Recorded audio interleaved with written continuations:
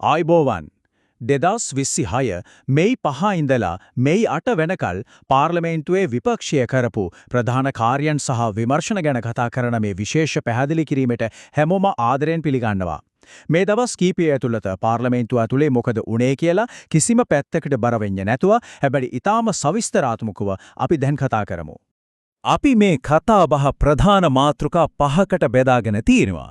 මුලින්ම විකල්ප පාර්ලිමේන්තුව සහ අධිකරණය ගැන කතා කරලා ඊට පස්සේ අතුරුදහන් උනායයි කියන භාණ්ඩාගාර අරමුදල්, බදු, ආර්ථිකය හා වංචා, ඒ වගේම යටිතල පාසුකම් හා ජාතික අර්බුද, අවසාන වශයෙන් සමාජ, අධ්‍යාපන සහ උපහාර කියන අංශ ගැන අපි ඉක්මනින්ම අවධානය යොමු කරමු.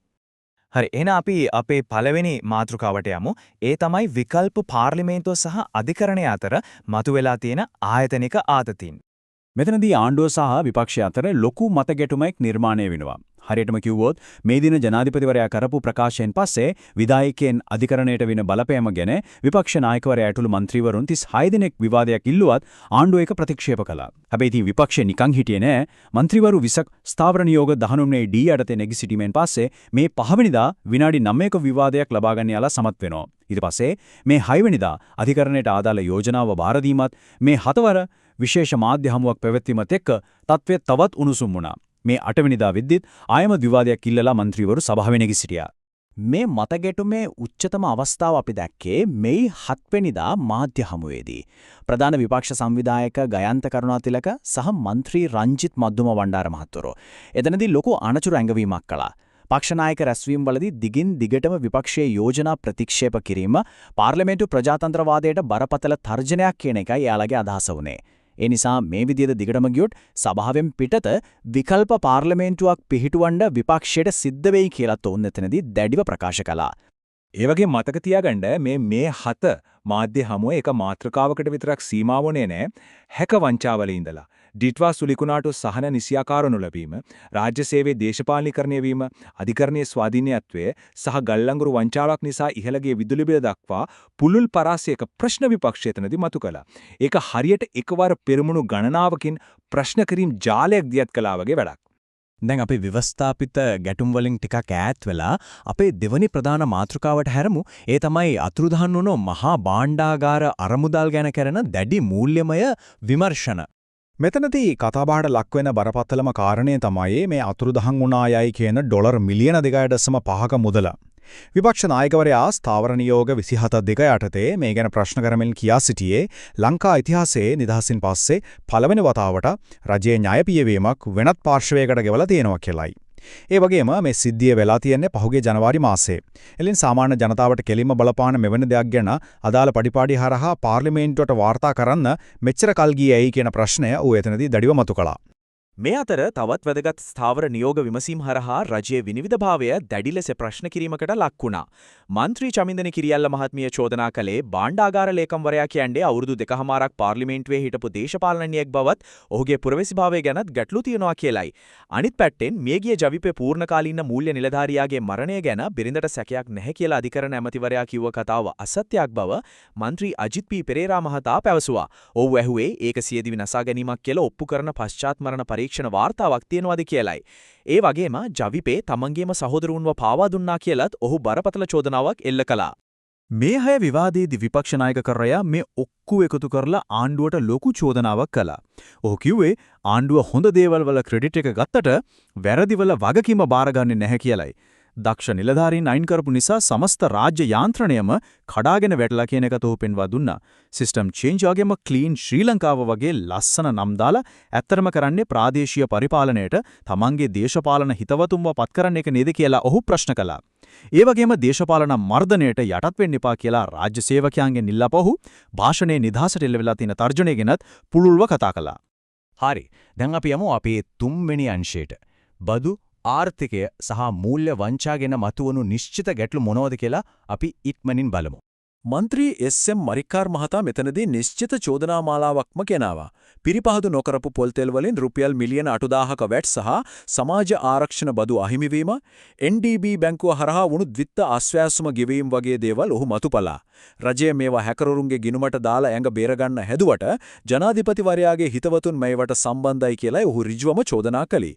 ඒකටම සමගාමීව ಖನಿಜ තෙල් නීතිගත සංස්ථාවේ ඉන්ධන මිලදී ගැනීමේ ක්‍රියාවලියේ විනිවිදභාවය ගැන විපක්ෂ නායකවරයා ස්ථාවර නියෝගය 27 වෙනි දෙකයටතේ ප්‍රශ්න කිරීමත් එක්ක ආණ්ඩුවේ ආර්ථික කළමනාකරණය ගැන ලොකු කතාබහක් නිර්මාණය වුණා.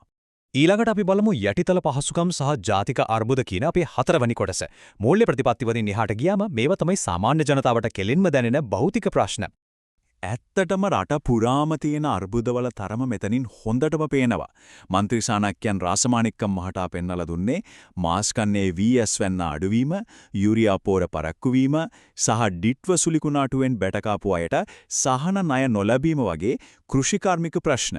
අනිත් පැත්තෙන් වැඩි ගානට පෝරගෙනලා විනාශ වුණු පාලම් පාරවල් ටිකවත් හදාගන්න ආණ්ඩුව අපොහොසත් වෙලා තියෙනවා කියලා විපක්ෂ නායකවරයා චෝදනා කළා.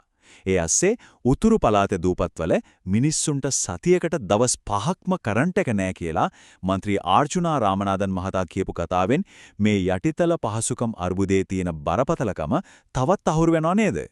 ස්වභාවික විපතකින් වුණු හානියක් හදන්න හදිසි නීතියක් කොහෙත්ම අවශ්‍ය නැහැ. මේක නිකම්ම ප්‍රකාශයක් නෙවෙයි, විපක්ෂයා ආණ්ඩුවට එල්ල කරපු ප්‍රබල අභියෝගයක්. ආපදා සහන දෙනවා කියන මුවාවෙන් හදිසි නීතිය දාන එකෙන් වෙන්නේ සාමාන්‍ය නීතියේ යටපත් වෙලා මිනිස්සුන්ව නිතරම බයෙන් තියෙන එක විතරයි කියලත් මේ වගේ දේවල් වලින් ආණ්ඩුවේ අකාර්යක්ෂමතාවය වහගන්න බැහැ කියලත් ඔවුන් දැඩිව ප්‍රකාශ කළා. අපි දැන් අපේ මේ පැහැදිලි කිරීමේ අවසාන කොටසට ඇවිත් ඉන්නේ. ඒ තමයි සමාජීය අයිතිවාසිකම්, ජාත්‍යන්තර සම්බන්ධතා සහ සංස්කෘතික උපහාර සම්බන්ධයෙන් කතා කරන දේවල්. මේ විමසීම් ආර්ථිකයට විතරක්ම සීමා වුණේ නැහැ කියන එක අපිට මෙතනදී පැහැදිලි වෙනවා. උතුරු සහ නැගෙනහිර පළාත්වල පෙරපාසල් ස්වේච්ඡා ගුරුවරුන්ට ස්ථිර පත්වීම් දෙන එක ගැන മന്ത്രി කාදර් මස්තාන් මහතා කතා කළා. කහවත මස්කෙලිය සහ නුවරඑළිය වතුකම්කරුවන්ගේ ඉඩම් අයිතිය ගැන മന്ത്രി වී රාධාක්‍රිෂ්ණන් මහතා සහ විපක්ෂ නායකවරයා කරුණු මතු කළා. ඊට අමතරව පෝලන්ද පාස්පෝර්ට් ප්‍රශ්න වගේ රාජතාන්ත්‍රික ගැටලු ගැනත් ලංකාවේ අලි සහ දිව්‍යයන් ආරක්ෂා කිරීමේ පාරිසරික ප්‍රතිපත්ති ගැනත් පාර්ලිමේන්තුවේදී ඉතා ගැඹුරින් සාකච්ඡා වෙලා තිනවා. මේ දේශීය ප්‍රශ්න අතරේ පාර්ලිමේන්තුව ඉතා සුවිශේෂී රාජ්‍යතාන්ත්‍රික අවස්ථාවකටත් සාක්ෂි දැරුවා. ඒ තමයි වියට්නාම ජනාධිපති වගේම වියට්නාම කොමියුනිස්ට් පක්ෂයේ සභාපතිත් වෙන අතිගරු ඩෝ ලාම් මහතා පාර්ලිමේන්තු අමතලා කරපු විශේෂ දේශනය. ජාත්‍යන්තර සම්බන්ධතා පැත්තෙන් ගත්තා මේක ලොකු සන්ධිස්ථානයක්. මේ තරම් උණුසුම් දේශපාලන වාතාවරණයක් තිබුණත් ඉතා සංවේදී සහ ගෞරවනීය අවස්ථාවක් සටහන් කරන්නත් පාර්ලිමේන්තුව අමතක කළේ නැහැ. රතුගල ආදිවාසී නායක දානිගල මහබණ්ඩාලගේ සුදා වන්නිලත්තන්ගේ අභාවය වෙනුවෙන් විපක්ෂ නායකවරයා සිය බලවත් ශෝකය ප්‍රකාශ කළා. ලංකාවේ ආදිවාසී උරුමය, සංස්කෘතිය සහ අනන්‍යතාවය රකින්න එතුමා කරපු ඒ අමිල සේවය මෙහිදී ඉතා ගෞරවයෙන් ඇගයීමට ලක් වුණා. ඉතින් මේ වගේ තොරතුරු ගොඩක් කිසිව අඩුවක් නැතුව හරියටම වාර්තා කරලා ඔබ වෙත ගෙනෙන්න ලොකු කණ්ඩායමක් මහන්සි වෙලා තියෙනවා.